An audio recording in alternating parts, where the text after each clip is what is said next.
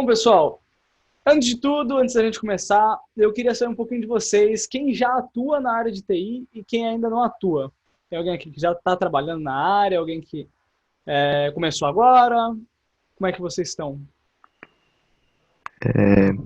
Então, meu nome é Matheus. Eu, no caso, não estou trabalhando na área de TI. Estou fazendo faculdade na área de redes de computadores. Uhum. E estou à procura de um estágio, mas está difícil, hein, cara? Porque Hum, ainda mais sem a experiência.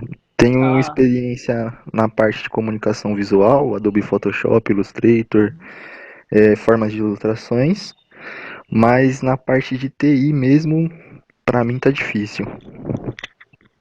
entendi. É, É, meu nome é Verônica, né? hum, Eu atuo na área já. Eu faço parte de um time de back-office. uhum. E eu já fiz, acho que é uma curiosidade, né? Eu já fiz curso de gestão de TI na Unip Tatuapé. E agora eu tô fazendo redes. Acho que é isso. Interessante, interessante. O Richard falou que atua na parte de desenvolvimento de desktop. Legal, interessante. O Lucas Passos diz que não está trabalhando, mas está estudando e focando em desenvolvimento web. Felipe Mondoni, desculpa se eu falei errado, desculpa se eu falar algum nome errado, gente. Trabalha com suporte técnico, TI, interessante. Irei me formar em redes de computadores no Senai esse ano. Bacana. Trabalha com analista de sistemas, José Hugo, legal. Bom, eu posso dizer que para todos vocês essa palestra vai ser muito, muito útil. Então, meu som. Pera, o Anderson falou que meu som não está saindo. Tem alguém que não está conseguindo ouvir o som? Tem alguma coisa, um Aqui tá probleminha? normal. Normal? Normal, tô ouvindo de Aqui boa. também tá tudo normal. Mal, Pode né? seguir. Tá Aqui também tranquilo tá, mesmo. tá normal. Ele deve estar abaixo. Ok, ok. Bom, pessoal, então, como eu estava dizendo, essa palestra ela vai ser muito útil para todos vocês, para o pessoal que está atuando em redes, para o pessoal que está atuando em desenvolvimento, para o pessoal que trabalha com suporte, para todas as áreas de TI, todas, sem exceção, vai ser muito importante essa palestra, né? Como vocês leram no título, a gente vai falar sobre Cybersecurity e LGPD. Então, para começar, eu queria fazer uma pergunta para vocês. Vocês já foram hackeados? Vocês já, por acaso, leram algum termo de privacidade, política de privacidade, né, de sites e softwares antes de concordar com eles? Sabiam que empresas grandes até hoje utilizam softwares desatualizados e senhas banais como Flamengo 10, Coxinha 23, data de nascimento e por aí vai? Sim. É, voltando aqui, ó, meu nome é Matheus novamente. Ok, ok. Eu tô fazendo um curso pela Cisco, Introdução à Uhum, Cybersecurity. E uhum, aí, então tem um breve resumo, assim, sobre como que funciona a área de cibersegurança. E eu vi também, assim, no decorrer do curso, que muita coisa que as pessoas acabam deixando é a câmera ligada. E sim, acontece esse tipo de invasão e o antivírus não pega. Então, sim, tampem sim. as câmeras. Exatamente, tampem as câmeras. Inclusive, dependendo do tempo que durar essa palestra, eu vou até mostrar um negócio interessante quanto a tampar a câmera, né, a proteção das câmeras. Mas, enfim, se vocês tinham conhecimento disso ou se já sofreram algum ataque hacker, algum vírus, essa palestra é para você, profissional de TI ou futuro profissional de TI, que eu vou explicar aqui, basicamente, numa forma de um mini curso, tudo o que você precisa saber sobre Lei Geral de Proteção de Dados e Cybersecurity. Bom, meu nome é Leonardo Pompeu Gonçalves, boa noite a todos. Eu sou analista de segurança, pentester, Scrum Master e analista desenvolvedor. Se vocês quiserem me seguir no LinkedIn, eu posto alguns artigos lá, vira e mexe, assim que dá. E, bom, Vamos, vamos falar um pouquinho sobre a área, né, sobre o que é cybersecurity, né, antes da gente propriamente comentar. Mas antes, Lucas Passos, o tema de hoje tem alguma coisa a ver com o problema do Facebook, né, nessas últimas semanas? Não necessariamente. Na verdade, pode ser correlato, mas não tem a ver necessariamente com o problema que está rolando no Facebook, porque eu acho que isso é a transição de design que está acontecendo e isso causa muita instabilidade no servidor. Mas vamos lá. Começando aqui, gente, Já ocorreu com vocês alguma desses acontecimentos? Pegar vírus, usar senha fraca, ser hackeado, sofrer um ataque de engenharia social? Para quem não sabe, eu vou explicar isso um pouquinho depois. Ou ser exposto na internet de forma inadequada? Alguém já passou por isso? Comigo já aconteceu já. E qual dos? Ser exposto, ser hackeado? Não, eu já tive conta hackeada em outras plataformas digitais, assim. Somente na época do Orkut era muito fácil, hoje em dia nem tanto, Nossa, mas na época do Orkut parecia com mais, isso daí, com mais frequência. Ou sim. pegar aquele tipo de vírus de spam, sabe? Tu clicava e ficava Uhum. vendo um monte de telinhas, e acontecia direto.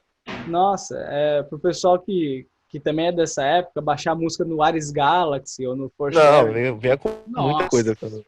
Filme trocado, filme é, pornográfico, várias coisas nada a nossa, ver. não, era terrível, era um sufoco que a gente passava antes de ter Netflix, essas paradas aí.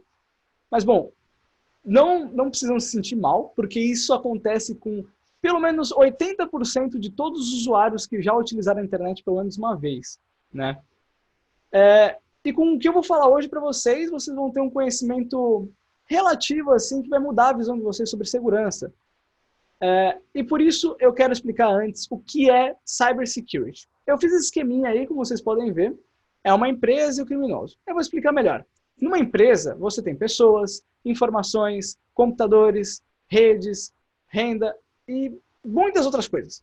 Mas o principal são as informações. As informações podem ser projetos, podem ser registros, podem ser controles e pode ser qualquer dado importante para a empresa. Esses dados, essas informações, elas têm um valor de mercado. Justamente por ter um sigilo, né, que você não pode sair falando para todo mundo o salário dos seus funcionários, você não pode sair falando para todo mundo os projetos da sua empresa, porque é sigiloso, tem um valor de mercado. E quando tem um valor de mercado, surgem alguns criminosos que vão querer pôr as mãos nesta potencial forma de lucrar, né? Vamos falar assim. E aí que vem o profissional de segurança.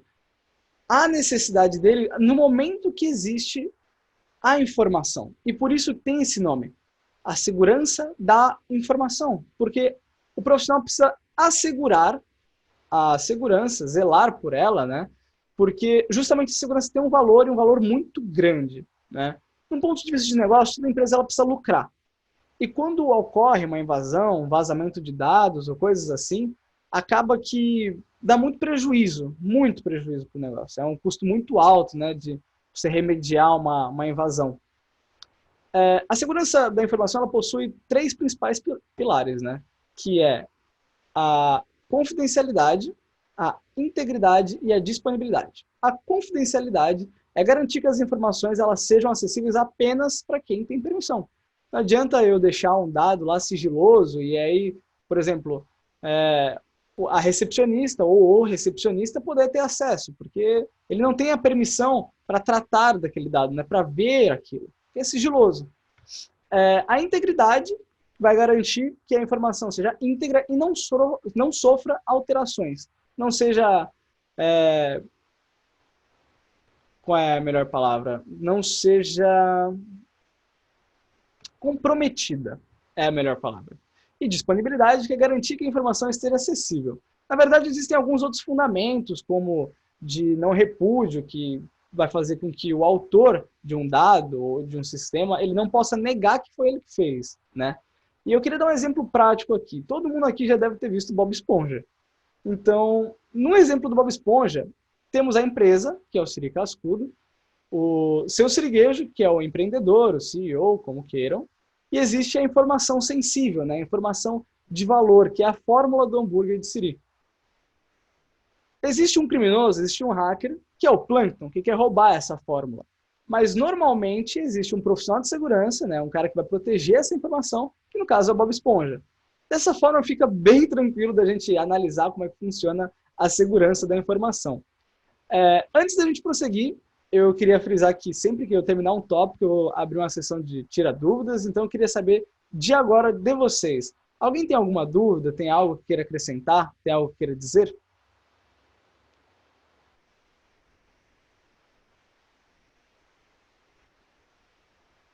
Não? Tranquilo? Então, vamos seguir. Seguindo aqui, a gente vai para o profissional da segurança da informação. O profissional da segurança da informação, a gente já falou, ele tem o objetivo de zelar pela integridade dos dados de uma empresa, além de protegê-los a fim de garantir aqueles pilares que eu comentei, né? A confidencialidade, a integridade e a disponibilidade, assim como reduzir os riscos. Os profissionais de segurança, eles têm muitas áreas de atuação, né? A principal área mais comum é o pen tester. O pen tester, ele é um chamado hacker ético, né? Ele realiza invasões contra um sistema, que são chamados de pen test, por isso esse nome, pen tester. E eles são considerados profissionais de segurança ofensiva, porque eles invadem o sistema e fazem um relatório das vulnerabilidades, ameaças e riscos, que inclusive eu vou explicar um pouquinho mais esses 3 depois, e entrega para o seu empregador, né, para a pessoa que o contratou. E se existe um profissional de segurança ofensiva, existe um de defensiva, né? O profissional de segurança defensiva, ele tem uma tarefa tanto quanto diferente. Eles realizam um desenvolvimento de estratégias para aumentar as defesas, modificando e reagrupando alguns mecanismos. E o que isso quer dizer? Essas palavras, não entendo direito. Bom, de um ponto de vista mais mão na massa, eles definem regras de firewall, regras de antivírus, eles aplicam patches de segurança, eles atualizam softwares, mudam senhas e afins. Então, o atacante, o pen tester, ele vai entregar esse relatório para o empregador vai passar para o profissional de segurança defensiva e o segurança defensivo, ele vai basicamente melhorar o sistema, vai melhorar o ambiente, né? Vai deixar ele de uma forma que seja mais complicada de você invadir, porque é quase impossível um ambiente ou um sistema que não dê para invadir. Bom, continuando, outras áreas que a gente tem que dar um reconhecimento, então um holoforte, é a investigação forense digital, que visa, como o próprio nome diz, investigar incidentes envolvendo ataques hackers e afins, né? Então, o pessoal de forense ele vai realizar a identificação do possível atacante, né? Quem é a pessoa que atacou, ou de onde ela atacou, sabe? Às vezes, você consegue chegar em uma pessoa. A gente tem um monitoramento que vai visar, como o próprio nome também já diz, monitorar tráfego de redes e logs de acesso, né? São informações de quem acessou, dos pacotes que foram mandados na rede, as comunicações que foram feitas e afins. Existe a análise de malware, que visa analisar a estrutura, os códigos e os comportamentos de um malware ou vírus, como queiram, dentro de um sistema, a fim de combater esse vírus, ou desenvolvendo defesas novas para esse vírus, ou adaptando defesas já existentes para esse vírus, né? E, por último, e o mais importante, é o gestor. O gestor de segurança da informação, ele tem que definir a forma como a segurança será tratada sistematicamente. O que isso quer dizer?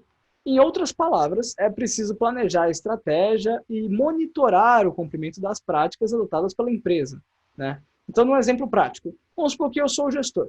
Eu sou o gestor e aí eu defino que no começo do mês, o pen tester, né, o red team, o segurança ofensivo, como queiram, ele vai realizar um teste de invasão no meu ambiente e vai me trazer um relatório. Esse relatório vai ser entregue na hora para o profissional de segurança defensivo, que vai ter um tempo X para melhorar as defesas da rede, né? E depois disso, depois que melhorei, o cara do monitoramento, vamos supor que eu contratei né? Eu não terceirizei todos esses cargos, eu contratei na minha empresa, não estou terceirizando, então vamos supor dessa forma. Então o cara do monitoramento está monitorando lá para mim e aí ele percebe que ocorreu um incidente, que alguém tentou invadir o meu sistema. Aí entra o forense, o investigador. Ele vai investigar e tentar encontrar. Já o analista de malware é um pouco diferente. Se por acaso um funcionário está baixando algo que não devia, ou vendo algo que não devia, acabou pegando um vírus, ou baixando música no Ares Galaxy, né? Acabou pegando um vírus, o analista de malware, se ele não tiver conhecimento prévio desse vírus, ele vai realizar uma análise desse vírus, a fim de justamente exterminá-lo, tirá-lo dali, né? Isso é de uma forma bem superficial. Existem algumas outras sub-áreas que são interessantes de ter conhecimento, né? Enfim, como eu falei, eu ia falar um pouquinho de risco ameaça e vulnerabilidade. Risco, ameaça e vulnerabilidade, eles são três coisas diferentes, apesar de parecerem a mesma coisa. E eu vou explicar. O primeiro deles que eu vou explicar é o risco. O risco ele pode ser externo ou interno. E a gente vai focar nisso depois. Eles podem ser minimizados e ou mitigados. Eles não podem ser exterminados. A gente não consegue evitar risco. Sempre há um risco. O risco ele é um evento ou atitude indesejável que potencialmente, pode remover, desabilitar ou destruir um recurso. As ameaças normalmente elas são calculadas com a vulnerabilidade para gerar o risco. E existe uma outra forma de você calcular o risco, né? Que é a matriz de risco, que é probabilidade e impacto. Se a probabilidade é menor e o impacto é menor, o risco também é menor. Se a probabilidade é maior e o impacto é maior, o risco também é maior, né? Existem essas duas formas de se definir risco. Também existe uma outra forma, que é a probabilidade de uma fonte de ameaça explorar uma vulnerabilidade, resultando um impacto na organização. Bom, as ameaças, elas já são diferentes. Elas normalmente não podem ser controladas. Como assim? As ameaças são um evento ou atitude indesejável que potencialmente remove, desabilita ou destrói um recurso. As ameaças elas normalmente se aproveitam de falhas de segurança da organização. E ameaça também pode ser dito como a possibilidade de um agente ou fonte de ameaça explorar acidentalmente ou propositalmente uma vulnerabilidade específica. E eu deixei aqui algumas ameaças, né? Alguns exemplos de ameaças. Um ransomware, que é um sequestro de sessão, um DDoS, que é um ataque de denial of service, né? Um malware ou um scam. O scam é basicamente esses scans de rede, sabe? Não sei se vocês já estão familiarizados, mas existem scans que podem identificar portas abertas no ambiente e afins, né? Enfim, isso nos leva para o último, que são as vulnerabilidades. Elas são sempre internas, ok, pessoal? E elas podem ser tratadas. A vulnerabilidade ela é uma falha ou fraqueza de procedimento que possa ser acidentalmente ou propositalmente explorado, resultando em uma brecha de segurança ou violação de política de segurança do sistema. Então, só para ficar mais prático, vamos supor que da minha empresa alguém baixou um vírus. Então existe uma ameaça. O que esse vírus faz? Ele abre um acesso de administrador para uma pessoa que não era administrador. Então, essa ameaça vai explorar a vulnerabilidade no meu sistema que deixa escalar este privilégio. E as vulnerabilidades, normalmente, elas estão atreladas a alguns sistemas, né? Por exemplo, existe vulnerabilidade no FTP, vulnerabilidade na porta HTTP, existe vulnerabilidade em sistemas gerais, assim, por exemplo, o WhatsApp tem vulnerabilidades, o Zoom tem vulnerabilidades, jogos têm vulnerabilidades, e isso é um exemplo bom. Algumas vulnerabilidades dos jogos, eles geram com o uso de alguns programas, né, a exploração das vulnerabilidades, gerando, assim, aquele hacker, né? No joguinho de tiro, ele vai só focar a mira na sua cabeça porque existe uma falha dentro do jogo. As vulnerabilidades elas são citadas como CVE, que é a forma como se classifica as vulnerabilidades, e o exploit. O exploit é um código pronto que já vai explorar uma vulnerabilidade conhecida, né? Também tem como vocês criarem suas próprias vulnerabilidades, mas isso eu não vou explicar aqui, que é bem mais complexo, né? Alguém tem alguma dúvida sobre ameaça, vulnerabilidade, risco e o profissional da segurança da informação em geral?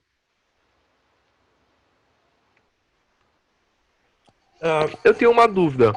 O que alguém precisa estudar para ser um profissional da área de segurança? A gente vai chegar lá. A gente tem um Beleza. tópico só para isso, ok? Beleza. Ok. Mais alguma dúvida? Aqui, eu vi que Matheus Moraes perguntou como é feita essas invasões. Então, depende muito, Matheus. As invasões, normalmente, elas têm uma metodologia para se acontecer. Primeiro, o atacante ele vai juntar informação, depois ele vai descobrir os serviços que estão rodando, os softwares que você está utilizando, e então ele começa a escanear a sua rede, ele começa a escanear o seu ambiente, ele começa a entender como funciona o seu ambiente. Depois que ele tem todas essas informações, ele começa a explorar vulnerabilidades, né? Como eu disse. E a partir dessas vulnerabilidades, ele consegue se infiltrar no sistema. Um exemplo muito clássico é de uma vulnerabilidade de um serviço de FTP, de transferência de arquivos, né? Onde quando você envia um caractere especial, o sistema automaticamente abre uma outra porta para tratar esse caractere especial. E o atacante usa desse exploit para conectar automaticamente, né? Isso é uma chamada vulnerabilidade de backdoor. Isso é uma falha muito antiga e só em sistemas obsoletos ainda existem essa falha. Eu vi que o Richard mandou aqui, o curso de segurança da informação seria o mesmo que o de inteligência e contra-inteligência? Estava com essa dúvida para fazer uma pós no que vem. Bom, segurança da informação, na verdade, ele é bem diferente de inteligência e contra-inteligência. Até porque segurança é muito mais focado nessa área de pôr a mão na massa, né? E acredito que desenvolvimento de políticas de segurança, acho que é bem diferente, na verdade. Se você tem mais interesse em gerar políticas ou invadir sistemas e por aí vai, acho que o negócio é mais para segurança mesmo. No caso, Nmap seria quem vai achar as vulnerabilidades? O Matheus perguntou. Então, não necessariamente, né? Existem alguns softwares que identificam essas vulnerabilidades. O Nmap ele consegue identificar algumas vulnerabilidades, mas ele não é tão preciso. Um programa bem usado é o Nessus, que ele é um analisador de vulnerabilidades, né? Ele faz um scan na rede e ele consegue achar essas vulnerabilidades. Existe o OpenVAS, muitos outros programas. O Nmap ele tem um script para isso, mas normalmente não é ele que vai conseguir identificar com clareza, né? Ele dá muito falso negativo. Como eu basicamente acho uma vulnerabilidade, Guilherme, boa pergunta. Na verdade, existem muitas formas, né? A mais comum hoje é com a utilização de ferramentas para isso. Mas tem como você explorar uma vulnerabilidade na mão, né? Por conta própria. Eu, inclusive, vou mostrar isso um pouquinho mais para frente. Como se encontra a vulnerabilidade, um tipo de uma vulnerabilidade no sistema, ok? Enfim, vamos seguir aqui. Pronto. Agora a gente vai falar dos tipos de ataques, né? Existem dois tipos principais de ataques, que são os ataques ativos e os ataques passivos, né? Os ataques ativos, eles intervêm no fluxo normal da informação, ou seja, eles alteram o conteúdo da informação, produzindo informação não válida, com o intuito de atentar contra a segurança de um sistema. O exemplo disso é a invasão de um servidor. Se eu pegar e invadir um servidor, eu estou intervindo no fluxo, porque a minha presença dentro do servidor não deveria existir. Dá para compreender mais ou menos? Tipo, vamos supor que você está mandando uma carta para alguém em outro país. E aí o processo normal é que você vai até os Correios, vai entregar, os Correios vão levar para um avião, o avião vai levar para o lugar, do lugar vai para o Correio do lugar e vai para a pessoa. Mas se por acaso, no meio desse processo, ele parar em outro país, aí há uma interferência no fluxo normal. Não deveria acontecer isso, né?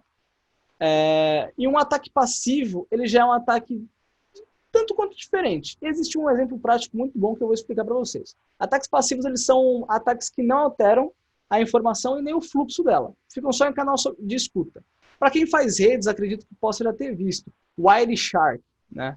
É um analisador de pacotes de TCP/IP, ICMP, UDP e tudo mais.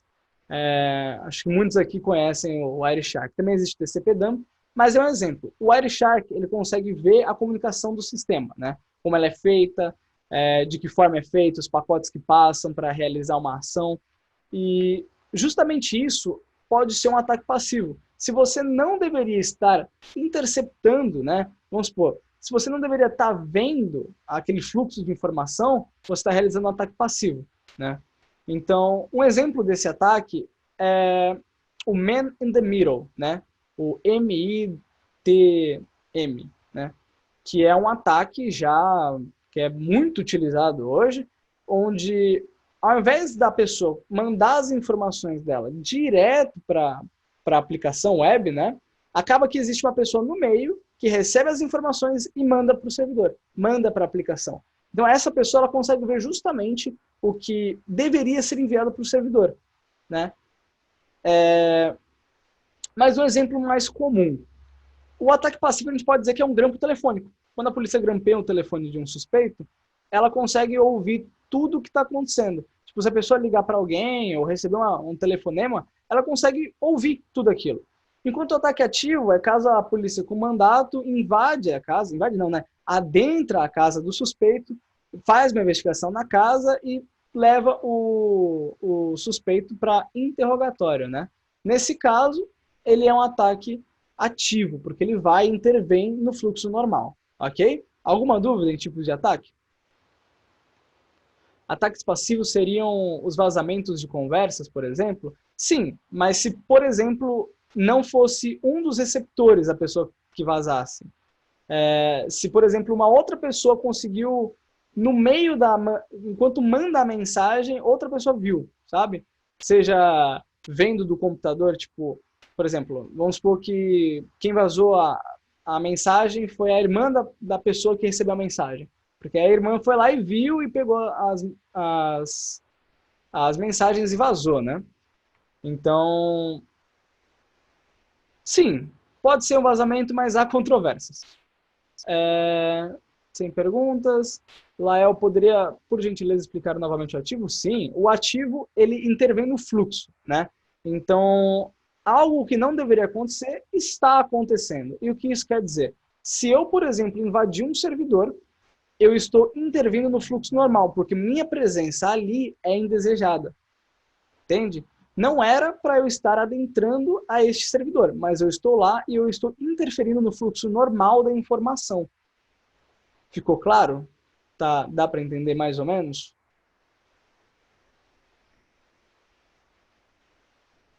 Ok. Então vamos seguir.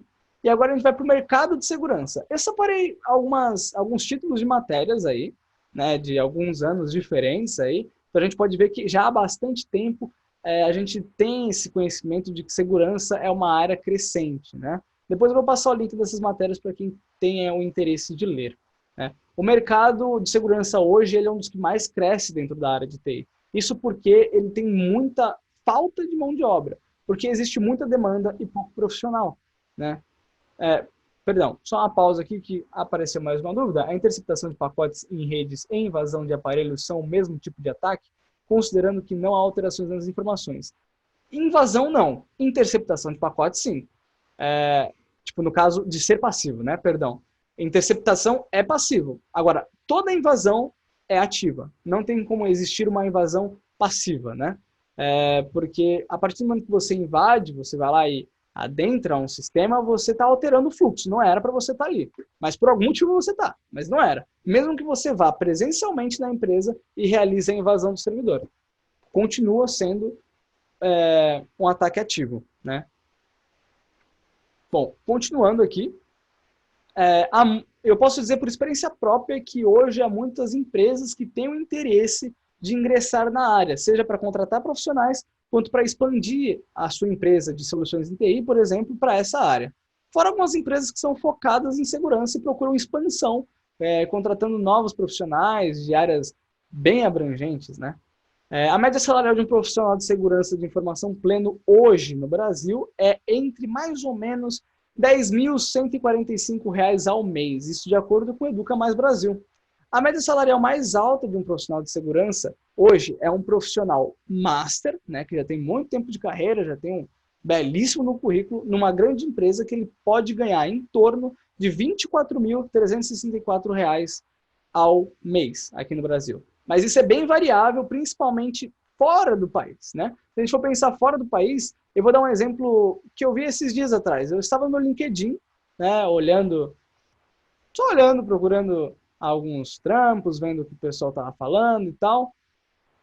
Eu encontrei um cargo, né, uma proposta, uma vaga de emprego para trabalhar de forma remota em Londres, né, aceitava profissionais de todo mundo, e o salário era de 50 mil libras ao mês. E é absurdo você pensar no tamanho, né, no quão bem pago é um profissional, né, nesses casos. Ô, Leonardo, Oi? desculpa te interromper, meu nome é Lucas. Não, tranquilo. Então, Leonardo, eu queria saber se você sabe a base salarial nos Estados Unidos, porque assim, eu tô de mudança para lá agora em janeiro. Comprei uma casa lá, eu queria saber, porque é a área que eu tô me especializando por fora.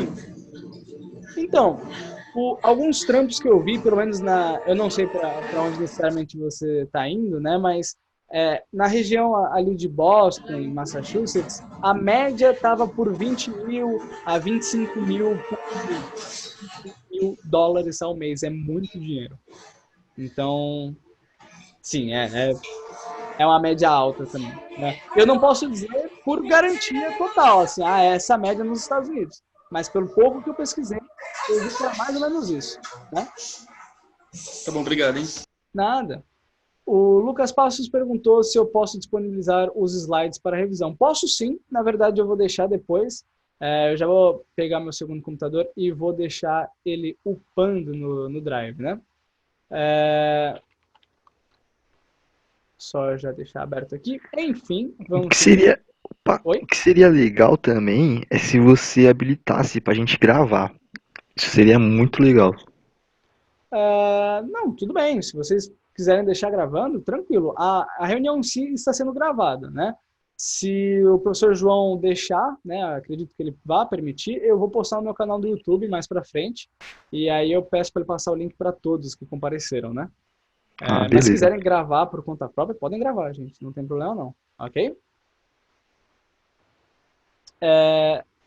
Então, o canal é Leonardo Gonçalves. Na verdade, eu não abri esse canal a público ainda, né?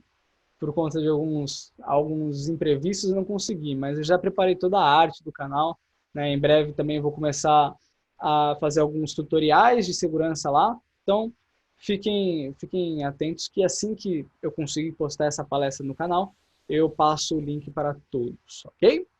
Então, seguindo aqui na área do mercado, né, na parte de mercado, a gente pode concluir que a área de segurança, além de muito bem paga, ela tem um potencial gigantesco de crescimento, né? Porque sempre vai ter demanda, sempre vai haver informações para serem asseguradas. E sempre vão surgindo novas tecnologias e, com isso, novas vulnerabilidades. Não existe um cenário futuro onde não existam mais vulnerabilidades, ou que exista robôs que vão fazer o trabalho de segurança. É quase impossível se imaginar esse futuro, só se for há muitos e muitos mil anos daqui, né? Precisa de muita coisa acontecer ainda para ocorrer este cenário. Também, para quem não tem experiência, né? Para quem acha que a falta de experiência pode acabar atrapalhando um pouquinho, existe uma grande oportunidade, né? Uma demanda crescente por freelancers. Então, alguns sites de freelancer, como 99 Freelas, você consegue, às vezes, encontrar trabalhos de segurança. Está surgindo uma demanda até que alta. Ultimamente, eu consegui fazer alguns bons trabalhos lá. É bem pago, as pessoas costumam pagar bem. O site é 99 Freelas. Depois eu vou disponibilizar o link bonitinho para vocês, ok?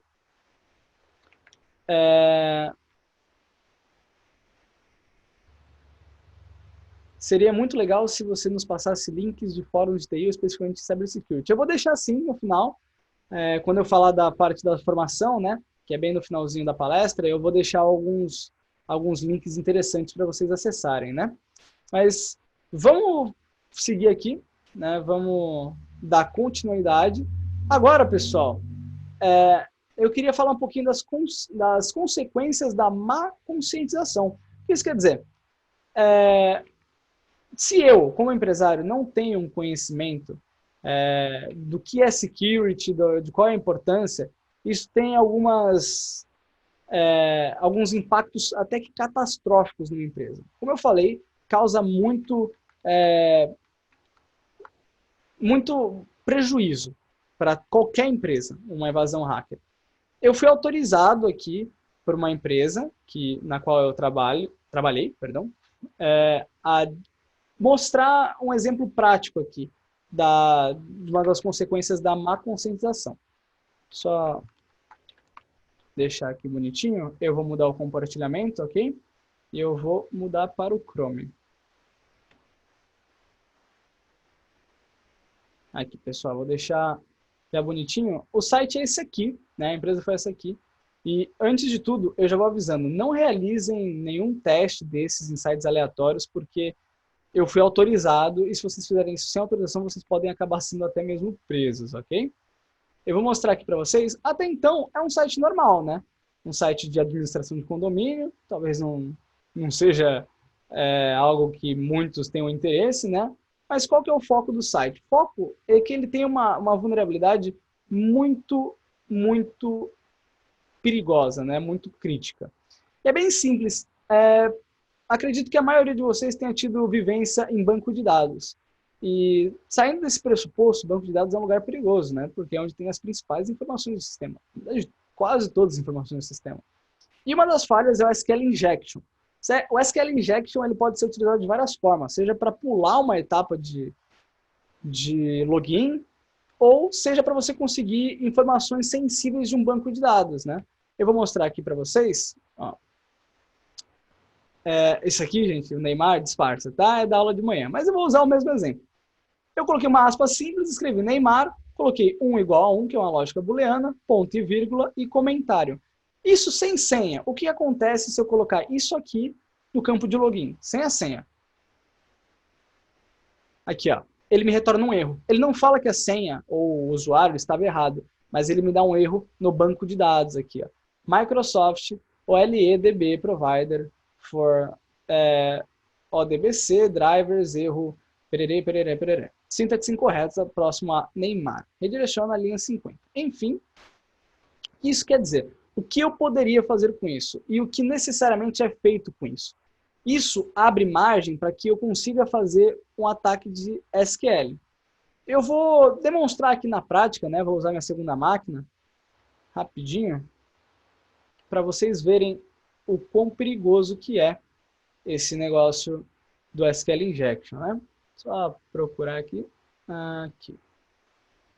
Deixa eu dar uma olhadinha aqui, gente. Espera aí que eu tenho que trazer esse computador um pouquinho para o lado.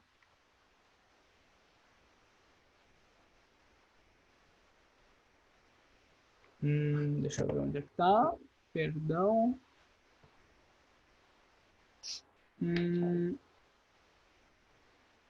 Espera aí que tá difícil achar aqui, rapaziada. Meu Drive, Discord, quadro branco, iPhone, todas as janelas. Aqui, achei. Pronto. Estou usando 2 computadores porque eu não tenho webcam, pessoal. Mas enfim, vocês podem ver aí, esse aqui é meu Kali Linux, né? Esse aqui é um sistema operacional que eu estou usando numa máquina virtual, que ela é muito utilizada justamente para esses tipos de ataques, né? Eu vou mostrar aqui na prática o que eu fiz. Aquele login e senha, eu coloquei a requisição do servidor Eu coloquei a requisição do servidor no arquivo TXT. Perdão pelo barulho do celular. Então, como é a requisição do servidor? Para quem trabalha com redes, já deve imaginar, é aquele post, o get, enfim, isso que tem em pacotes, né? Em pacotes TCP e por aí vai. Eu peguei um post HTTP com as informações do SQL Injection. Então, a gente vai abrir aqui, ó, um terminal do Linux, assim que der para ir. Enquanto isso, eu vou vendo as perguntas. Prejuízo em questão de credibilidade com os clientes e suas informações, esse seria o maior ponto negativo? Não necessariamente. Há um prejuízo em questão de credibilidade, tá? Mas o principal, na verdade, é justamente por conta do próprio dinheiro, sabe? Porque essas informações, elas têm um valor de mercado, de verdade. E tem empresas que pagam para ter vantagem comercial acima das outras. E às vezes isso causa a longo prazo um prejuízo muito grande, muito maior, às vezes imensurável. Fora os casos de blackmail, chantagem, enfim. Eu vou abrir aqui um utilitário chamado SQLMap, né? Eu vou colocar aqui a requisição que eu coloquei, que é a post.txt, --dbs, para ele mostrar todos os bancos de dados. Vocês vão ver como é simples, na verdade, explorar uma falha dessa, né? E, novamente, eu tive autorização, esse sistema ele vai ser atualizado e ele não vai mais ter esses dados. Mas aqui, ó, a gente já conseguiu pegar todos os bancos de dados da empresa. Aqui, ó, BRSIM, CTE, Direct Bank anterior, ECF, EP, eSocial. Então, por exemplo, eSocial, se eu deixar aqui, ao invés do --dbs, eu deixar mais para cá para ficar mais fácil de enxergar. --d, aí eu coloco eSocial, que é o nome, né? E colocar --tables, ele vai mostrar as tabelas que tem dentro desse banco. Aqui, ó. Todo funcionário, acidente, ponto. Eu não vou enumerar o banco, justamente porque isso seria também quebra de sigilo, né? Eu não vou mostrar as informações que justamente podem trazer prejuízos. Mas essa falha é gravíssima, como vocês podem ver, né? Eu vou voltar para o compartilhamento na máquina normal. Continue. Sim, vou deixar no slide. Deixa eu voltar aqui para as dúvidas para ver. Esse site foi desenvolvido em ASP clássico. Essa vulnerabilidade ainda existe em linguagens atuais ou é falha apenas de programação? Ainda existe. E existe bastante, na verdade. É uma das falhas críticas que é mais comum de se encontrar, né? Existem outras. Existe o XSS, que é quando você, num site, você coloca um código de JavaScript, por exemplo, e ele executa esse código. E aí, por exemplo, nisso você pode fazer aquele ransomware, né? Que é o sequestro de sessão. E às vezes você consegue privilégio de administrador com isso. Mas não, isso é uma falha que pode ter em qualquer sistema, de qualquer linguagem, porque a falha não é do ASP. Na verdade, a falha é do banco. É a forma como o banco está configurado e como o banco foi programado, né? Como vocês viram lá, eu coloquei uma aspa simples, coloquei um texto qualquer, pode ser qualquer texto mesmo, eu coloquei Neymar, dei uma lógica booleana, né, 1 igual a 1, ou seja, estou falando que é verdadeiro, ponto e vírgula para falar, encerrei isso aqui e comentei o resto do código. Então ele para de validar o resto, ele não precisa, ele vai só falar, então esse negócio aqui de pedir senha não é para validar, é um comentário. E quando você fecha aspas simples, você está basicamente mostrando, está falando pro banco que você já passou, assim, ó, então o login, né, que eu estou passando é nulo, não tem nada. A aspa simples, ela fecha esse campo, né, dentro do banco. O banco está interpretando o código, ao invés de estar lendo como se fosse um dado inserido, né? Mas, enfim, eu não vou me aprofundar muito nisso, não. Só entendam, isso é má conscientização e isso é algo terrível, isso é algo péssimo. Existem empresas de grande porte que se dão... acabam se bananando todo nisso aí. Dá uma olhada aqui. No caso, qual artigo ou pena no caso desse exemplo que você mostrou? Vou falar um pouquinho de legislação mais tarde, mas a pena, ela tem a multa dela, né? Tem a multa estipulada em corte, mais 5 anos. Como corrige esse erro? Então, existem algumas configurações de banco de dados. Depende muito. No caso do Microsoft SQL, só de você fazer só você ativar uma pequena opção no próprio Microsoft ou atualizar o servidor, ele já realiza a correção automática, né? Mas, em teoria, é só mudando o código do banco e deixando mais seguro, né? Isso eu deixo para o pessoal de segurança defensiva fazer. Colocando permissões, não necessariamente. Colocando permissões é uma boa prática, principalmente para quando você tem o seu banco, né? Mas você está com medo de alguém interno realizar essas invasões. Então, com permissões, aí você tem uma segurança interna maior. Mas em caso de ataques externos, às vezes nem a permissão ela consegue ajudar muito. Porque um dos passos do invasor é escalar os privilégios, né? Escalar as permissões. A partir do momento que ele invade um servidor, ele consegue a permissão de administrador, às vezes. Ele consegue passar a permissão de administrador para ele. Entenderam? Alguma dúvida aí da má conscientização, desse processo? O que eu observei naquele site é que não tem VPN. Não tem. Isso é bem perigoso. Também não usa um Cloudflare, não tinha aplicação Web Application Firewall. Sim, era muito mal configurado, então dá para ver o tamanho da má conscientização.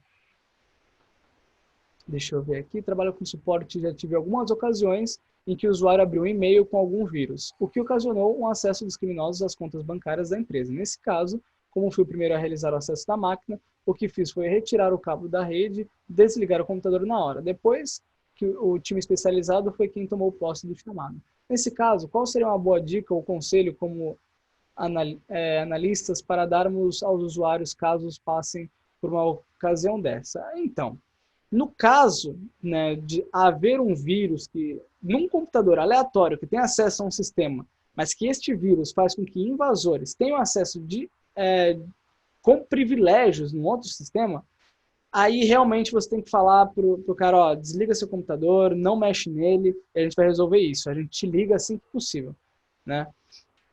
Até porque é muito difícil, assim. Às vezes o ataque hacker ele acontece assim, no estalar de dedos, num piscar de olhos. Então, só o fato dele já ter baixado o vírus, o cara já pode estar já ligeiro e pá, e já era. Então, o ideal é que você encerre a conexão o mais rápido possível com esse cliente. Você faça com que ele não tenha acesso àquele servidor para que não ocorra algo pior, né? O que os hackers usam para se defender ou escapar para não ser rastreado? Boa pergunta, Matheus Alves. Na verdade é o seguinte, existem boas práticas de segurança, né? Isso para todo mundo. Ter senhas fortes e tal. E no que se diz respeito ao anonimato, existe a VPN, a máquina virtual, a VPN dentro de máquina virtual, e existe também proxy, existem navegadores mais anônimos.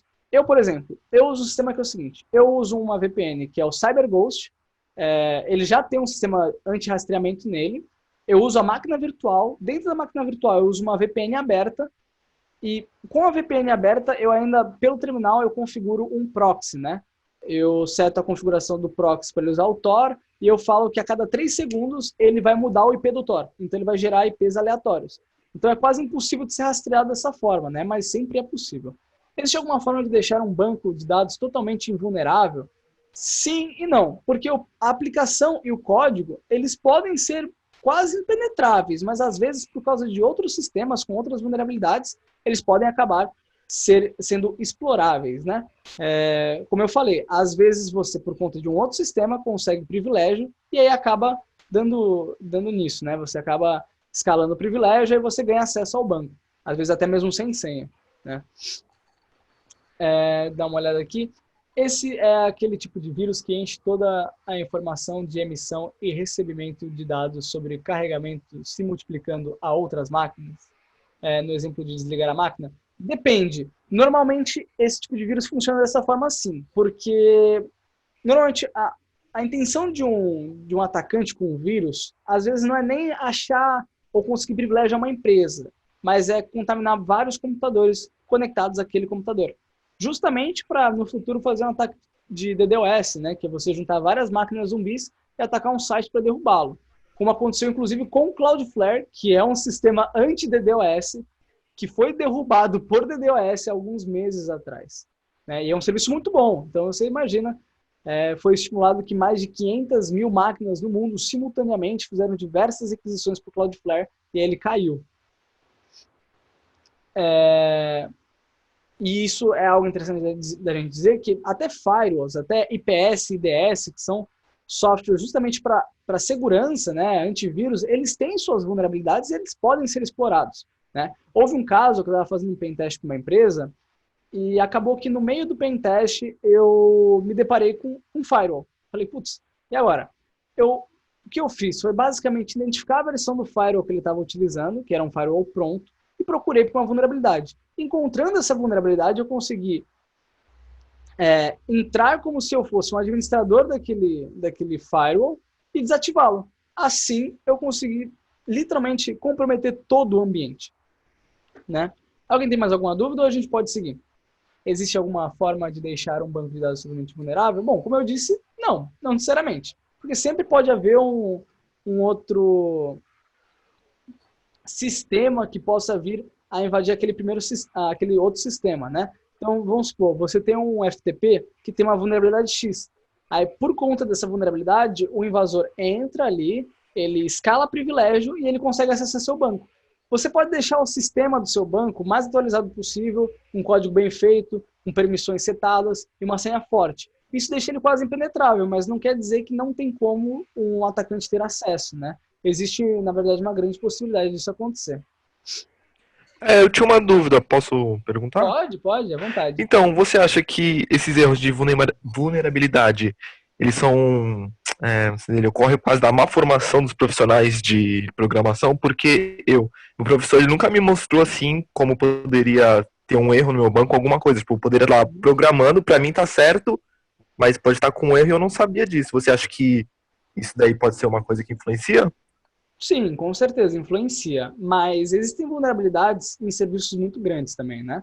Por exemplo, em 2016 ocorreu um vazamento de dados do LinkedIn né? E diversas vezes já ocorreu, por exemplo, da PSN, que é da PlayStation, aliás, é da Sony, e no próprio Zoom, né, no começo desse ano, ocorreu um vazamento de dados dos usuários do Zoom, justamente por vulnerabilidades. Às vezes não é por causa de código, porque se usam, por exemplo, um buffer overflow para criar essa vulnerabilidade. Buffer overflow é quando você manda muitos caracteres, muitos dados, e você consegue acesso da memória onde não deveria conseguir, né? Você sobrecarrega a memória a fim de conseguir acesso ao que você não deveria. E aí nasce uma vulnerabilidade. De uma forma bem chula, é isso. Mas sim, influencia muito. Não é necessariamente um problema, assim, não é, por exemplo, que o professor, que ele não sabe de nada, é incompetente, porque ele não me ensinou. Tipo, não, na verdade é bem comum não se explicar, até porque o período é muito corrido, mas o ideal era que todos aprendessem, né? E também é uma área que está muito crescente. Alguns profissionais mais antigos de TI não têm conhecimento ainda dessas técnicas, né? Respondeu sua pergunta? Ou você quer agregar mais alguma coisinha? Não, não. Deu pra entender Tranquilo? legal. Ok. Tranquilo. Quais as falhas ou os riscos mais básicos que todos podemos evitar? Bom, que todos podemos evitar é o seguinte, todos vocês, né, todos nós podemos e temos que deixar senhas fortes, e senhas fortes não é tipo só colocar uma senha longa, mas coloque uma senha sem um padrão, sem datas de nascimento, sem nomes, de preferência. Use caracteres maiúsculos, minúsculos, números e caracteres especiais. Pode parecer muita coisa, mas quando você ficar adaptado, é bem tranquilo, na verdade, né? Você vai se acostumando, aí você vai usando aquela senha, pode até usar aquela senha para tudo, né? Não é recomendável, o ideal é que você use uma senha diferente para cada serviço, né? Mas ajuda, já ajuda. Atualizar os softwares, né? Como eu falei até para as empresas, deixar tudo atualizadinho, porque quanto mais atualizado, menor a incidência de vulnerabilidades. Tomar cuidado com links suspeitos, não baixar qualquer coisa, ficar de olho nas políticas de privacidade, tomar cuidado com e-mails, né?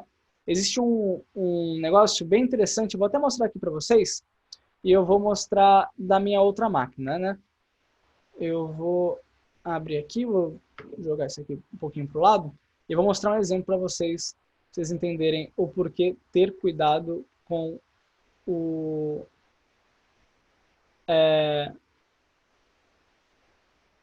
com e-mail, né? Deixa eu olhar aqui. Pronto. Aqui. Existe um site que ele usa justamente ele usa justamente esse tipo de vulnerabilidade, né? Que é de e-mails. Essa vulnerabilidade de e-mail, que eu não citei, né? Estou citando agora, na verdade. Ele vai pegar um e-mail, né? E ele vai só... Ixi, tem muito mais coisas que deveria ter. Mas enfim. Ele vai pegar um e-mail de algum lugar e ele vai criar um e-mail fake. Então vamos colocar aqui que é do... Vamos aproveitar que o João não está aqui. É do João Carlos. E vamos supor que tô sim. Ih, perdão, professor. E o João Carlos trabalha na empresa, na Tesla Motors, né? E aí eu vou mandar para mim, né, aqui. E aí eu vou colocar esse aqui. E o texto esse aqui. Ok. Vou mandar um e-mail para mim. Vou aqui no meu e-mail, né? Dar uma olhadinha no meu e-mail.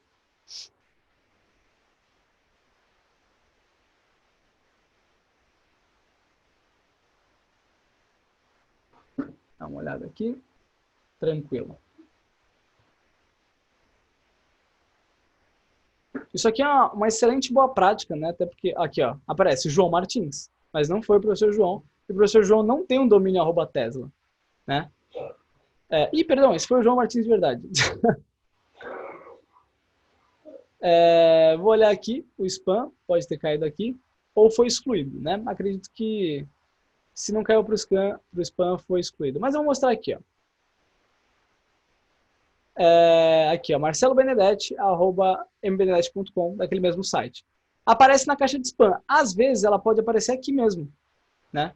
E acabar por só aparecer que é algo que é um e-mail mesmo. A diferença vai ser um pontinho de interrogação do lado da foto, né? O que é muito sutil, na verdade. Não deveria, não deveria ser tão sutil, né? Mas fiquem de olho. Toda vez que vocês virem um e-mail com um pontinho de interrogação, fiquem com o pé atrás, porque pode ser que seja um e-mail fake. Mas enfim, vamos continuar aqui. Algumas estatísticas que eu achei interessante a gente trazer são essas aqui, que 4 milhões de dólares é o custo médio para uma violação de dados por invasão, por incidente. Então, a cada incidente, uma empresa ela pode perder em torno de 4 milhões de dólares. E 81%, perdão, das violações elas envolvem senhas fracas ou roubadas. Então, foi o que eu falei. Deixem suas senhas fortes. Mais de 300 mil novas amostras de vírus são criadas e distribuídas todos os dias. E 87% da alta gerência já admitiu o vazamento acidental de dados de negócio. Então é muito perigoso, né? É muito bom a gente frisar e ficar de olho nessas estatísticas, porque mostra que, apesar de ser um cargo muito crescente com alta demanda, ainda existe muito incidente, né, com criminosos. Aqui, Tem uma dúvida aqui. Oi? Você falou para deixar a senha forte. Qual seria a diferença para um atacante, que nem você disse, invadir uma senha fraca ou forte? Não seria diferente ou não? Não, porque existe por exemplo, não tem como eu hackear um Facebook dessa forma que eu fiz assim, no Kali e tal, eu vou lá e quebrei a senha aqui, peguei o e-mail da pessoa, quebrei a senha. Não, é um pouco mais difícil. Existe um ataque de força bruta, né, que é tentativa e erro. Ele vai testando várias senhas até ele encontrar uma. E essas senhas elas são pré-estipuladas por uma lista, né? Uma lista de várias senhas que vai tentar quebrar, até que uma hora ele vai conseguir quebrar. Pode levar muito tempo, pode levar pouco tempo. E se levar pouco tempo, é porque a senha é fraca. Se levar muito tempo, é porque a senha é mais forte. Então, senhas como data de nascimentos é muito fácil de você usar essa tentativa e erro, né? Por isso que eu digo de usar senhas fortes. É mais difícil de se colocar numa lista, você prever que a pessoa não vai usar um padrão, vai usar letra maiúscula e minúscula, vai colocar número, caractere especial e por aí vai. Fica mais difícil de prever. Então, acaba não sendo tão interessante para um atacante realizar esse tipo de ataque, né? Entendi. Obrigado. Nada. Continuando. 167 milhões de ataques por vírus já aconteceram, mais de 12 milhões de tentativas de login fraudulentas também, mais de 4 mil ataques de ransomware ou sequestro de sessão, e 96% dos malwares são polimórficos. O que isso quer dizer?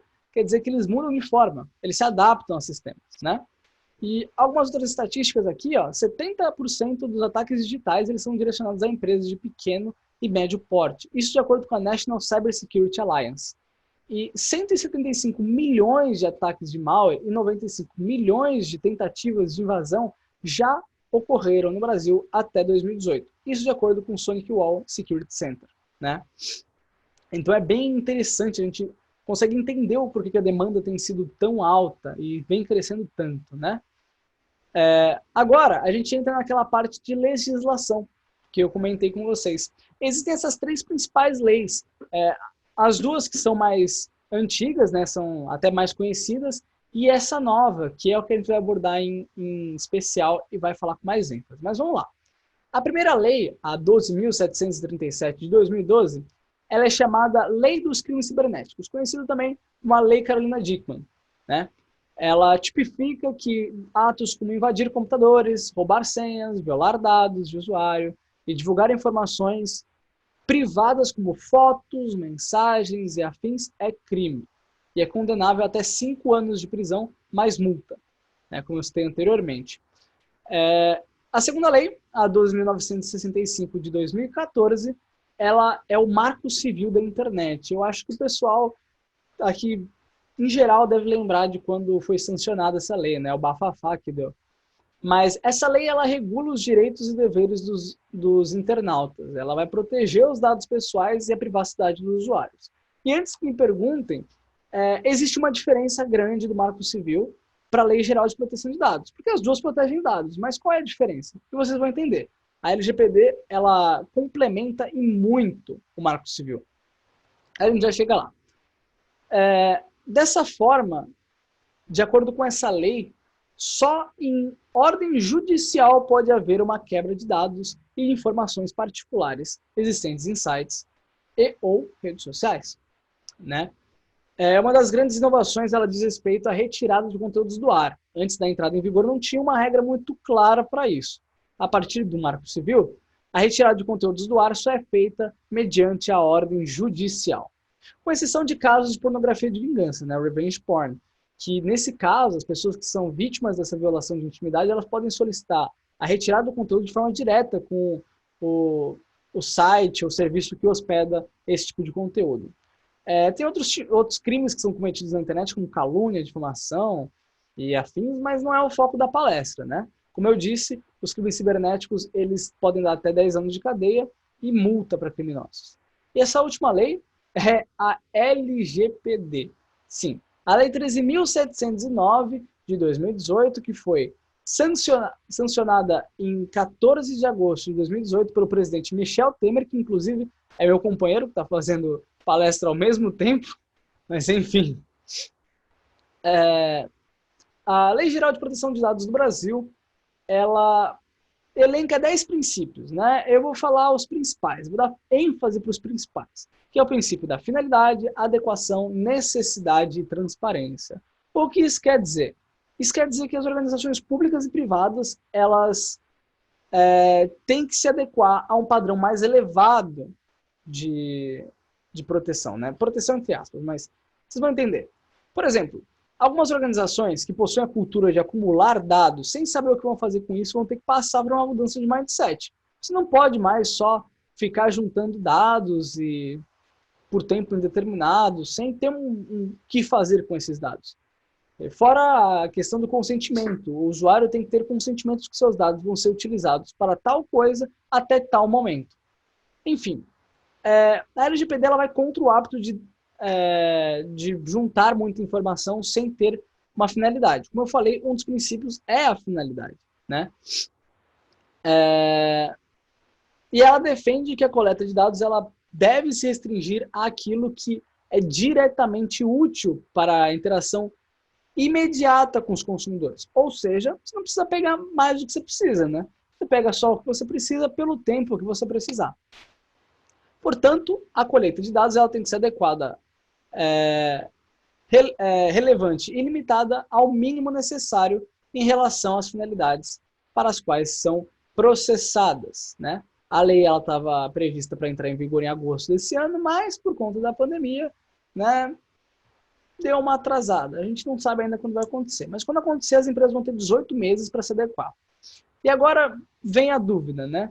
O que muda da LGPD para o Marco Civil, por exemplo? Bom, ela vai mudar a forma de funcionamento das operações das organizações, estabelecendo regras claras sobre coleta, armazenamento, tratamento e compartilhamento dos dados pessoais, impondo padrão mais elevado de proteção e penalidades significativas para o não cumprimento.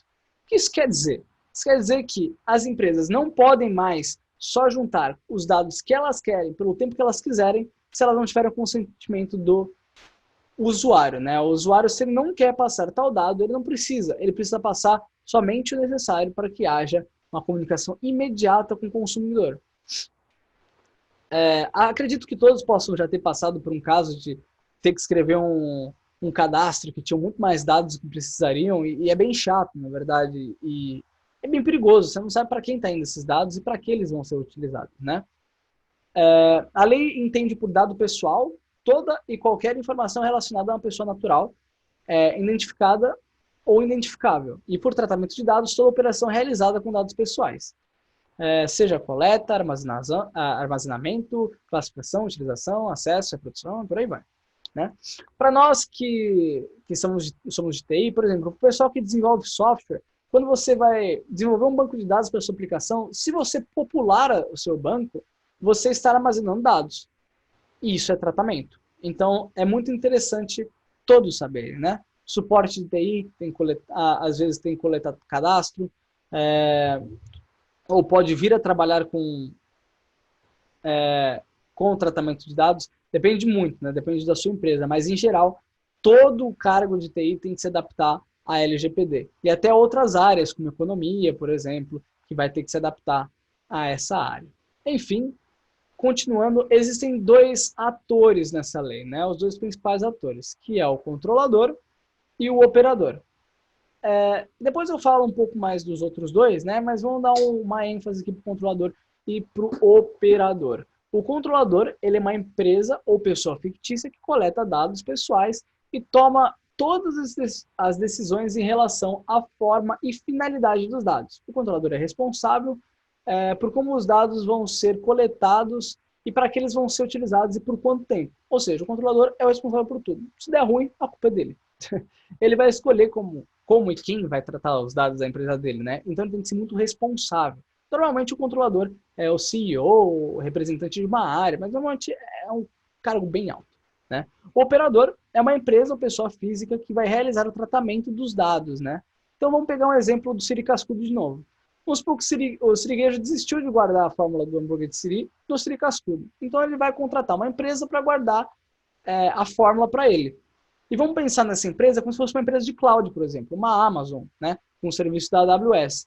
Então, o controlador é o seu siriguejo e o operador é a Amazon. Se por acaso ocorrer um vazamento de dados de tudo que tem na Amazon, na cloud da Amazon, a culpa é do controlador. Quem vai ser multado será o controlador, e não a Amazon. Conseguiram entender mais ou menos? Existem outros dois atores que eu vou falar rapidinho, a gente já abre um tira-dúvidas. O titular também é outro ator importante, né? Porque ele é a pessoa física para quem os dados são indicados, né? São referentes. Enquanto o encarregado é uma pessoa que vai ser indicada pelo controlador e vai atuar como canal de conexão entre as partes, entre controlador, titular e a autoridade nacional, que vai realizar, né, justamente a supervisão dessa lei, além de orientar os funcionários do controlador sobre as práticas de tratamento de dados. Agora eu queria saber, vocês têm alguma dúvida? Tem algo que vocês queiram me perguntar? Eu vi uma pergunta do Matheus, que não tinha visto antes, como funciona o phishing. Matheus, o phishing é a seguinte forma, é um ataque passivo. Então tem alguém escutando, né, vendo a sua comunicação, e ele utiliza das palavras que você pesquisa para mostrar outros resultados, ou para coletar dados em geral, né? Repete os atores da LGPD, por favor. É o controlador, que é o cara que é responsável pela forma como vai ser tratado os dados, o operador, que é quem vai tratar os dados, o titular, que é o dono dos dados, né, a pessoa física que está se cadastrando, e o encarregado, que é quem vai fazer a mediação entre as partes e orientar os funcionários do controlador. Tranquilo?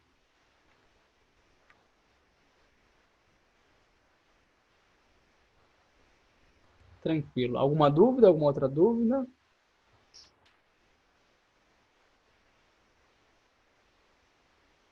Melhor forma de se proteger? Bom, quanto aos dados, é um pouco difícil de dizer. A melhor forma é você coletar o mínimo possível, né? Essa lei, ela tem uma divisão de dados pessoais sensíveis e dados pessoais anonimizados, né? Eu vou explicar os dois primeiros, que são os mais importantes, né?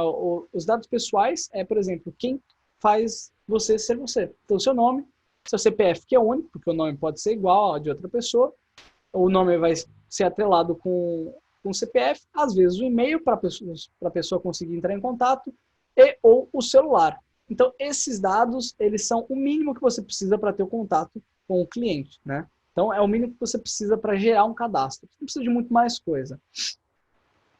Já os dados pessoais sensíveis, né? Só para não deixar em branco, eles são todo e qualquer dado que pode causar discriminação, né? Isso quer dizer, existem algumas categorias principais, né? Que, por exemplo, religião, orientação sexual, raça, descendência étnica, filiação a sindicato, filiação a partido político e por aí vai.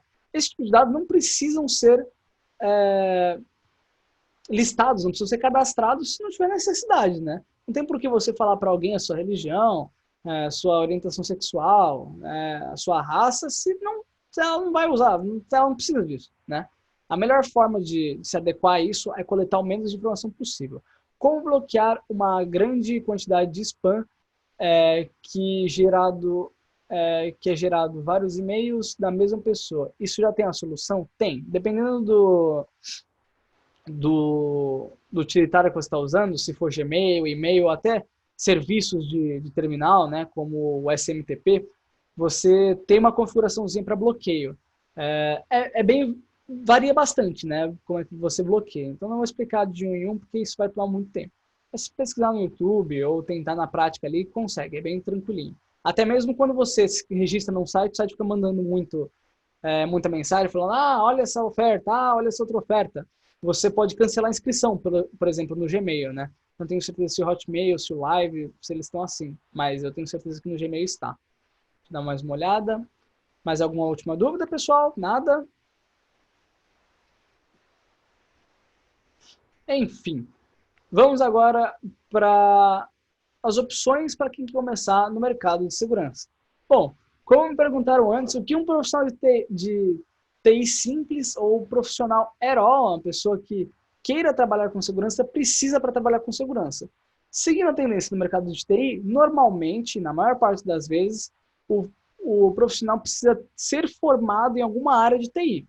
Seja análise e desenvolvimento de sistemas, seja redes, seja ciência da computação, sistemas de informação e por aí vai. Qualquer área da tecnologia, do TI, a pessoa tem que estar formada. Na maior parte dos casos. Tá? Existem casos que você não precisa. Existem empresas que não contratam com faculdade, ou contratam com e sem faculdade, depende muito. Costuma ser desejável a especialização em segurança da informação, né? Se você tem uma pós ou um MBA, por aí vai. E também é desejável conhecimentos técnicos em diversas áreas, como governança de TI, infraestrutura, redes, principalmente redes é muito importante na área de segurança, muito. E desenvolvimento, que também é bem importante, mas é até que trivial. Mas redes, é obrigatório você saber redes, para você conseguir começar a entrar no mercado de segurança e se tornar um pentester, né? Para quem quer, né, para nós da Unip, existe a pós-graduação da Unip. Eu citei uns outros cursos aí que tem também. Tem da DSEC Security, Caveira Tech, tem outros ali que eu deixei em menor ênfase, né? Então tem no YouTube, tem de plataforma própria e por aí vai. Então, se vocês tiverem interesse, vocês podem acessar os links que eu vou deixar depois e dar uma olhadinha, tá? Leonardo, caso o profissional seja formado em gestão de TI, há uma maneira simples de migrar para a segurança da informação? Sim, na verdade, só se você já fizer uns cursos, seja pós, ou seja cursos simples, você já consegue migrar para a segurança da informação. Não precisa necessariamente estar formado, né, em pós de segurança. Você pode, como eu falei, às vezes até mesmo sem faculdade você consegue um emprego, né? Principalmente com freelancer, mas até registrado mesmo, às vezes você consegue. Então, é bem simples, né? A maneira mais simples é você estudar. Você pegar e falar, pô, eu quero aprender isso e eu vou estudar isso e já era. É bom porque gestão de TI já te dá uma base legal de alguns conceitos que você precisa ter em segurança, né? Não sei para que área que você gostaria de seguir dentro de segurança, mas não tem nenhum segredo. É só pegar para estudar, pegar uns cursozinhos e é isso aí.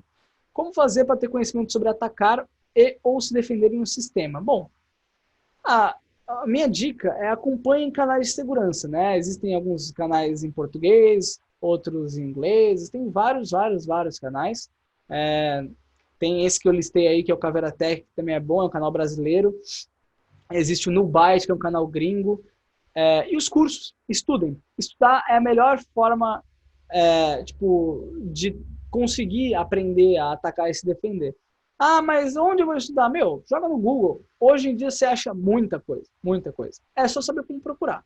Então, sempre procure, por exemplo, cursos de segurança da informação, curso de pentest, sabe? Esse tipo de coisa. E aí, com o tempo, você vai aprendendo mais e tal. Você, às vezes, faz um networking, né? E acaba conseguindo, né? Ter bastante informação, consegue ser bem híbrido na área de segurança. Para quem quer ser um profissional nessa área de segurança, precisa saber bastante na parte de programação?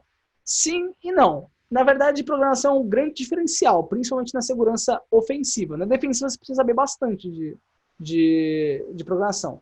Mas o que mais tem são profissionais de segurança que eles não sabem programar, mas eles sabem ler código.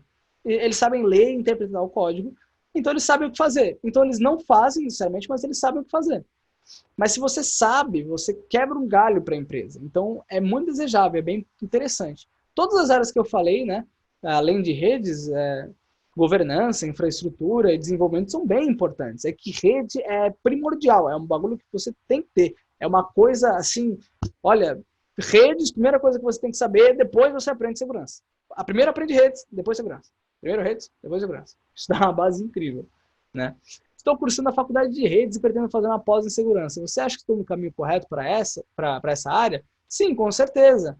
Na verdade, todos que estão na área de TI estão na área certa, mas estar cursando redes é um excelente caminho, né? Que você tem não só uma base de redes, que é o essencial, mas você tem até um conhecimento mais profundo. Então, quando você chega na parte de aprender a desenvolver exploits, ou quando você for elaborar o seu mindset, né, para realizar invasões, você conhecendo o ambiente de rede e tendo familiaridade com como funcionam as redes em ambientes normalmente, fica mais fácil, né, de você ingressar.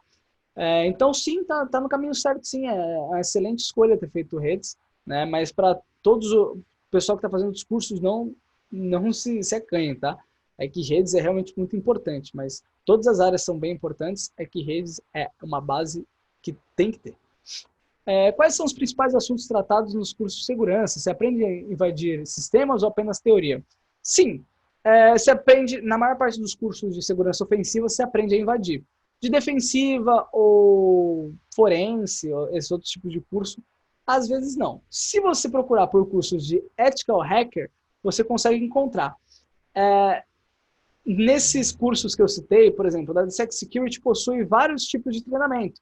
A Unipos vai te ensinar tudo o que você precisa saber, né? Todas as áreas, assim. E você se aprofunda se você quiser. Sempre vai precisar do seu esforço, né? Do seu estudo. Mas eu deixei o caminho aí. Tem essas informações, depois eu vou passar o link para vocês. É só cair de cabeça. Mas os principais assuntos tratados como funcionam redes, como funciona a comunicação, as ferramentas que você vai ter que utilizar, né? Tem o Nmap, o Metasploit, o Burp Suite e muitas outras. Enumeração de serviços, a juntar informações, a realizar consulta de vazamentos na Deep Web. É muito difícil falar tudo que tem, né? Mas é bastante coisa. É abordado muita coisa mesmo. Política de segurança também, muito importante. Outra coisa que é muito abordada em cursos, né? Como elaborar relatórios de segurança e por aí vai. Só ver essa outra pergunta aqui. Opa, beleza. Eu tenho algumas dúvidas em relação à prática de como efetivamente armazenar os dados que tenho dos meus usuários. Na prática, eu já forneço a opção dos visitantes escolherem quais cookies podem ser utilizados e também forneço uma opção para visualizar, alterar seus dados e também ser esquecido. Porém, nunca vi uma cartilha oficial com como fazer passo a passo. Como eu sei hoje no Brasil, estou muito...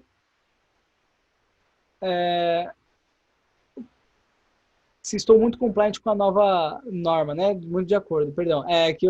Que bugou o meu scrollzinho do mouse, não conseguia baixar. Mas, enfim. Assim, tá no caminho certo, já é o principal passo. O consentimento é sempre muito importante, né? Se você coleta poucos dados e já tem o consentimento, você já está basicamente ali no caminho do LGPD. Tem algumas coisas a mais e tal, mas sim, você já está de acordo com a norma. Você já tem o consentimento, os usuários já têm que consentir e eles têm que... essa mensagem tem que aparecer na tela, né? Tem que frisar isso. O consentimento, ele não pode ser... como é que se diz? Indireto. Ele tem que ser direto. Então a pessoa tem que ver e concordar. Falar, eu quero usar alguns seus cookies, eu posso? Sim, não. Se você está se cadastrando, trazendo esses dados aqui, ó, é isso que eu vou usar. Você aceita? Sim, não. E o usuário tem que aceitar por conta própria. Mas se você já deixa os visitantes escolherem quais cookies vão ser utilizados, se eles querem fazer com que o site esqueça, isso já está nas normas, tá? Pode ficar tranquilo, já está bem adepto, né? O sistema já está bem bom, né? Pensando na parte de LGPD. Alguém tem alguma outra dúvida de como começar no mercado de segurança ou algum outro assunto já abordado aqui? No redes, o Kali Linux seria uma boa para iniciar? Como assim? Não sei, porque, tipo assim, eu faço ADS, só que eu achei interessante essa parte de segurança, mas eu não sei muito bem por onde iniciar nela, por onde dar o primeiro passo. Bom, o primeiro passo é o seguinte. Pega vários artigos de redes, por exemplo. Tipo, como é que funciona as redes? Quais são as portas utilizadas em sistemas? O que é TCP? O que é IP? Quais são os principais protocolos?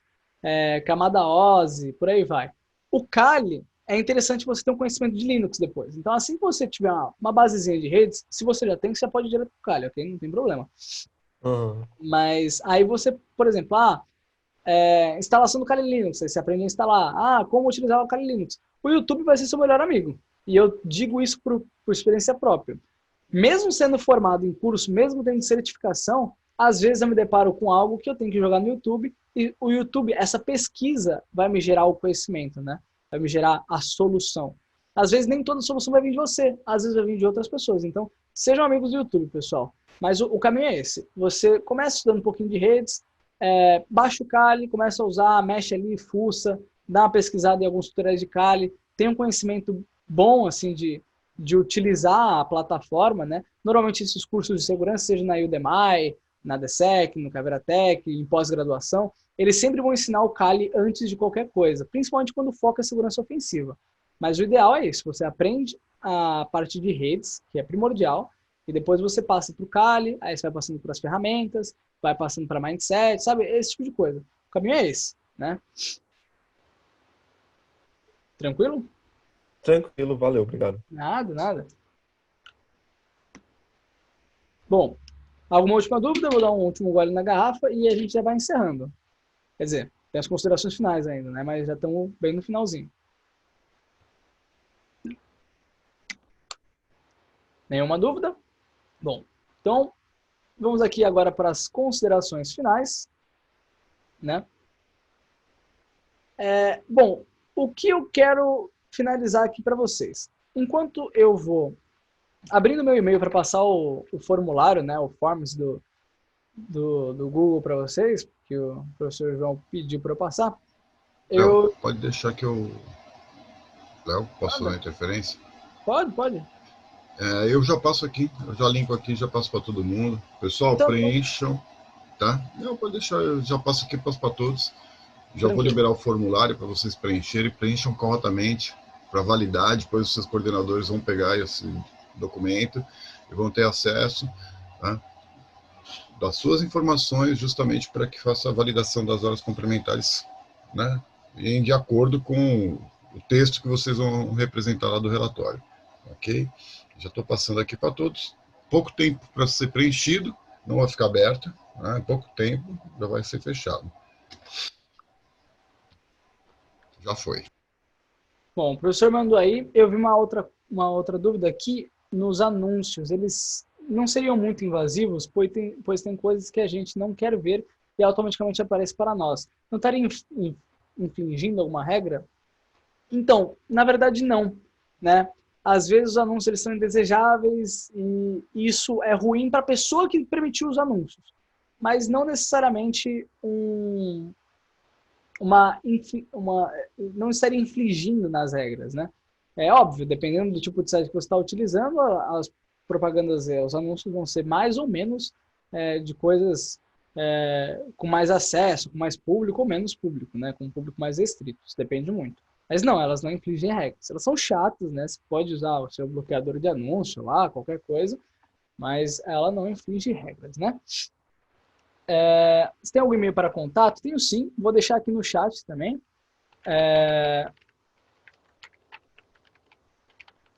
Aqui, esse é meu e-mail e esse aqui é meu LinkedIn também, caso alguém queira conectar lá, pode mandar conexão que eu aceito.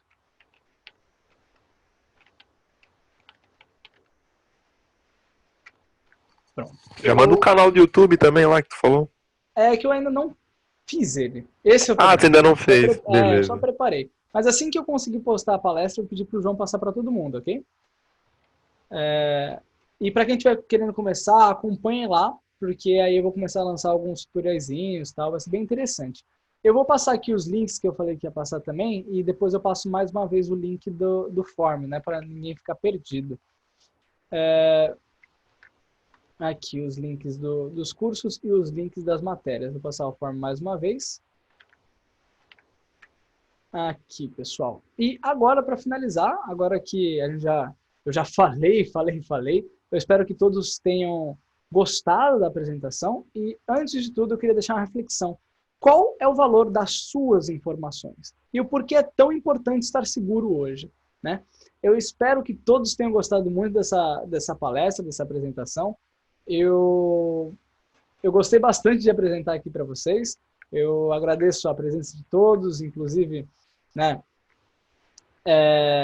a proatividade de todo mundo foi bem legal. E é isso, pessoal. Obrigado, boa noite. E estudem, continuem aprendendo, que esse é o melhor caminho que vocês vão tomar, seja em segurança ou qualquer outra área. Obrigado.